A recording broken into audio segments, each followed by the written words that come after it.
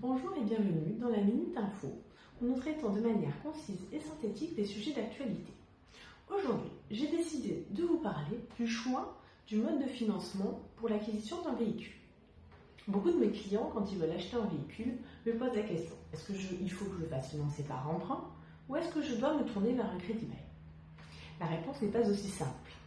Donc je vais vous lister les principaux arguments qui vont vous permettre de faire ce choix. Alors, déjà, le premier, c'est les banques. Est-ce que les banques vous autorisent à faire un emprunt? Par exemple, quand on est en création, c'est des fois compliqué de se faire financer un véhicule particulier, même si on est commercial et qu'on doit en avoir un pour aller démarcher les clients. Également dans le transport, un camion au début, des fois c'est compliqué. Donc, si la banque ne vous permet pas d'avoir l'emprunt, effectivement, tournez-vous vers le crédit bail. Ça, c'est le premier argument implacable. Le deuxième argument va être le nombre de kilomètres.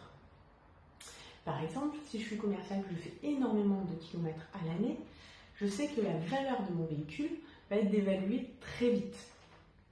Donc, du coup, si on l'achète, par un emprunt, si on l'achète, comme on est le propriétaire, sa valeur va perdre énormément chaque année.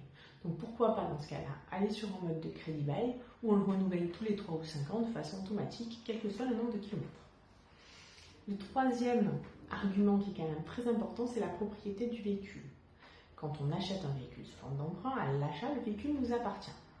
Alors que quand on est en crédit bail, le véhicule, tant qu'on n'a pas fini le crédit bail, qu'on n'a pas levé l'option, ne nous appartient pas.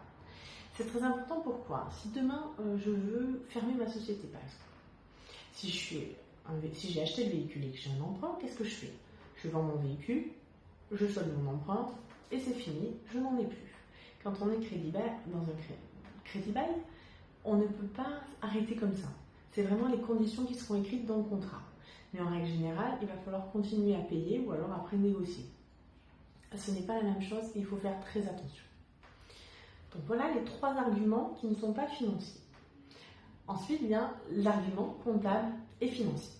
Alors, je vous ai fait un petit tableau, comme d'habitude, mais je trouve qu'on comprend mieux sur la différence de charges que l'on va pouvoir passer en comptabilité et donc l'économie d'impôt que l'on va pouvoir avoir en fonction de si on est en crédit bail ou en mode d'emprunt.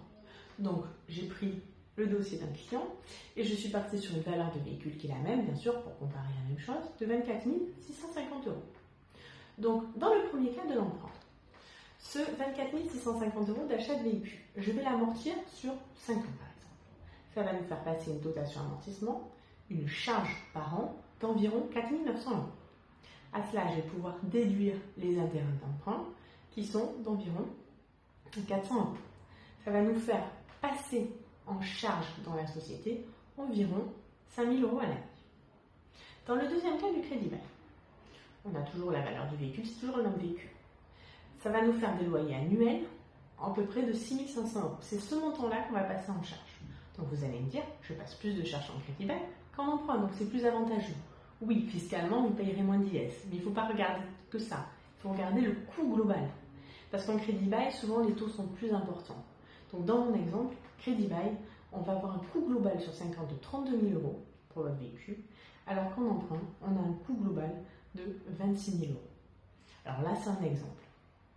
Donc il faut faire ça, cette étude, pour chaque proposition. J'espère avoir été assez clair et vous avoir éclairé sur cette question. Si vous avez d'autres interrogations, n'hésitez pas à me contacter en message privé, par Messenger, Snap ou à mon cabinet. Merci et à bientôt.